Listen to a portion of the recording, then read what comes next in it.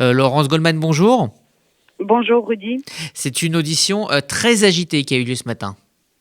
Oui, depuis le début de ce procès, il est celui qui fait le plus de bruit. Il crie, il insulte, il invective, il menace même. Et ce matin, Ali Reza Polat n'a pas failli à la règle. À 35 ans, ce franco-kurde est celui qui a le plus à perdre. Considéré comme le bras droit de Koulibaly, l'auteur des attentats de Montrouge et de l'Hypercacher, il est poursuivi pour complicité de crimes terroristes et encourt la réclusion à perpétuité. Son nom apparaît à tous les stades de la préparation des attentats. Son interrogatoire était bien sûr très attendu. Après avoir lu la très longue liste des faits qui lui sont reprochés, le président de la Cour lui donne la parole. Polat parle alors comme s'il était victime d'une immense erreur judiciaire. Debout, en chemise blanche, il parle de plus en plus fort. Je veux pas aller en tôle pour quelque chose que je n'ai pas fait. Les Kouachi, je les ai jamais vus. La juge d'instruction avait besoin d'un bouc émissaire. Moi, je faisais des escroqueries aux voitures et du trafic de stupes. À la barre la semaine dernière, une enquêtrice a raconté que Polat avait bien recherché des armes avec deux autres accusés. De plus en plus véhément, il hausse le ton. Ils me l'ont jamais demandé. C'est Prévost qui a mis des choses sur mon dos.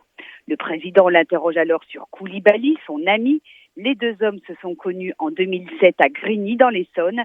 C'était un grand de ma cité, dit Polat. On a bien accroché. Il faisait de l'argent. Je faisais ma magouille. Il faisait la sienne. Mais il y a cette dette de 15 000 € que Polat doit à Koulibaly.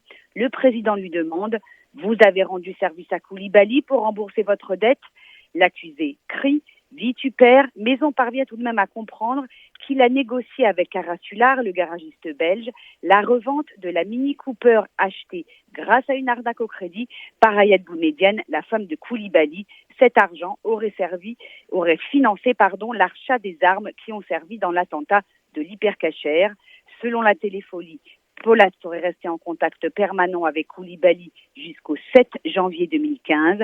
Le 9 au soir, juste après la prise d'otage, il file en Belgique pour récupérer le reliquat de la vente de la voiture. Vous aviez besoin de cet argent pour fuir, demande le président. Polat crie: vous êtes malade, je ne suis pas là-dedans, il ne faut pas me mêler à ça. Le juge lui demande alors de se calmer, mais rien n'y fait. Polat ne s'arrête plus. J'allume la télé, je vois qu'ils ont commis une dinguerie. Il hurle. Je réfléchis pas, je tremble. Je suis rentré ce soir-là et tous les mecs de ma cité sont venus me voir. Au revoir la France, c'est fini pour toi. Car Ali Reza Polat a bel et bien cherché à fuir le territoire national, mais sans succès. Il doit à présent s'expliquer sur une liste d'armes écrite de sa main et retrouvée dans le garage belge. C'était pour braquer une banque à Grigny, a-t-il commencé à se justifier. Le cas Polat, avec toutes ses ramifications et ses implications, est, on l'aura compris, très dense et complexe. Il sera examiné jusqu'à demain soir par cette cour d'assises spéciale. Au Palais de justice de Paris, Laurence Goldman pour RCJ.